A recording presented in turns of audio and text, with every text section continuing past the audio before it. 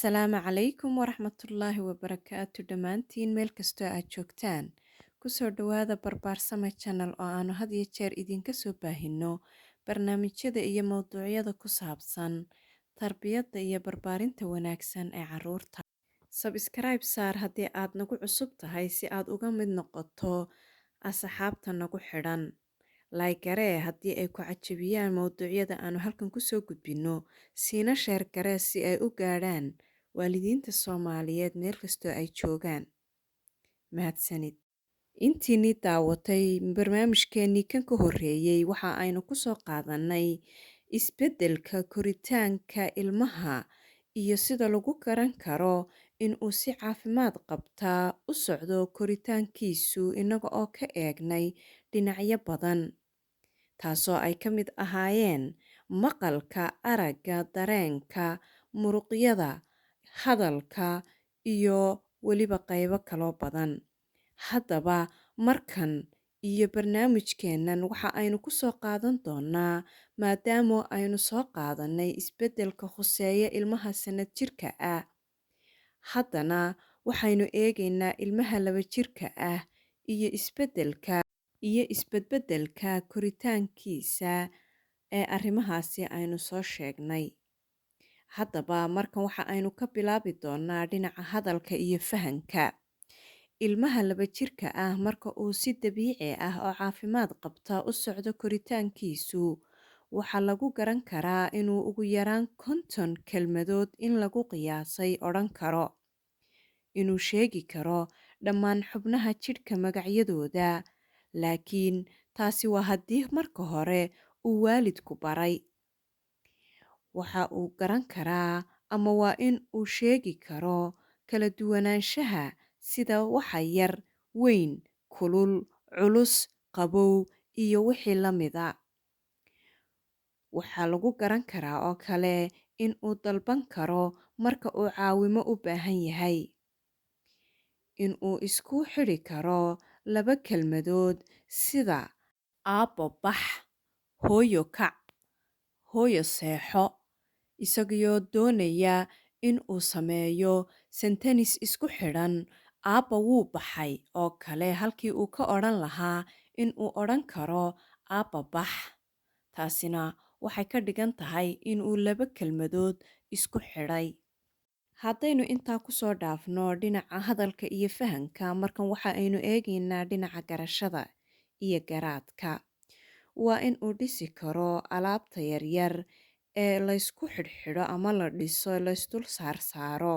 Tusaale ahaan, caagadaha yaryar ee kala midabka duwan ee caruurta loogu talagalay ilaa 2 jirka 3 jirku in ay iskor saarsaaraan oo ay dhisaan.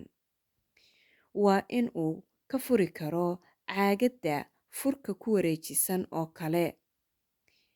Marka loo yimaado dhinaca muruqyada, waxaa lagu garan karaa in ay murqihiisu si fiican oo caafimaad qabta u korayaan. Waxaa ka mid ah in uu kori karo amaba uu koro alaabta guriga taalla, sida isaga oo fadhiga dushiisa kori kara, kursiga oo uu kori karo isagana, ama miiska guriga yaalla. Sidoo kale waxa uu samayn karaa ama uu lagu garan karaa in uu kubadda laad ku dhufan karo si toos ah.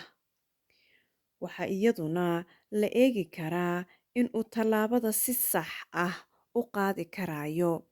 Calaamadahaasi waxa ay muujinayaan in uu muruqyadiisa koritaankoodu sidii caafimaadka qabtay ee loo baahnaa u socdaan.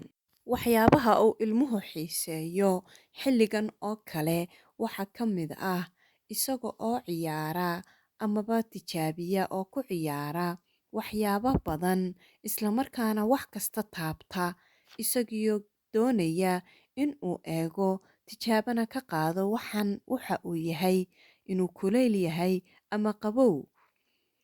Sida oo kale waxa uu jecel yahay in uu xoog u dhagaysto sheekooyinka, waa haddii uu helo waalid u sheekeeya. Waxa uu jecel yahay oo kale inuu daawado sawirrada kala duwan sida buugaagta yaryar ee sawirradu ku sawiran yihiin isla markaana ku midabaysan yihiin ama sawirada midabaysani ku sawiran yihiin. Marka la eego koritaanka shaqsi ahaaneed iyo xidhiidhka bulshada ee ilmaha 2 jirka ah, waxaa lagu gartaa ama waxaa ka mid ah calaamadaha lagu garto inuu sidii saxda ahayd u socdo. Waa inuu xidhan karo koodhadhka ama shaadhadhka laabta furan. Taa macnaheedu ma aha inuu siibadda iyo baldhamadana xidhi karo, laakiin waxaa laga wadaa inuu gacmaha soo gelin karo. Waxaa la arkaa inuu cabbaar keligii qol joogi karo ama ku ciyaari karo, sida marka hooyadu madbaxa ka shaqaynayso oo kale. Waxa kale oo uu jecel yahay inuu had iyo jeer la ciyaaro carruurta kale. Qaybta ugu dambaysa ee isbeddelka dareenka iyo caadifadda ilmaha 2 jirka ah waxaa lagu gartaa in uu muujin karo waxa aanu rabin, ka cadhoodo, si cadna u odhan karo had iyo jeer maya. Waxa uu muujiyaa farxad marka uu arko waxa uu rabo ama farxad gelinaya. Waa in uu magaciisa sheegi karo marka la weydiiyo. Waxa uu bilaabaa in uu ilaashado alaabtiisa sida kabihiisa ama alaabta uu ku ciyaaro oo kale. Haddii ay jiraan wax isaga gaar loogu soo iibiyey oo markaa uu isagu leeyahay. Waxa iga xasuusin ah haddii waalidka qaar ay calaamadahan ku arki waayaan ilmahooda in aanu shaki gelin, waayo waxaa jira kala duwanaansho rabbaani ah oo carruurta qaar iyaga oo koritaankoodu sida saxda ah u socdo, haddana wuu ka soo yara dib dhici karaa. Waxay aan soo gudbinayaa waxay tahay daraasad ama wax guud oo la sameeyey sida ay u badan yihiin carruurtu. Haddii aad ka heshay mowduucan, like saar, sabskraybta ha ka ilaawin, una sii sheer garee dhammaan waalidiinta kale ee Soomaaliyeed. Tan iyo kulanti dambe, waxaan idinku dhaafayaa. Assalaamu calaykum waraxmatullaahi wabarakaatu.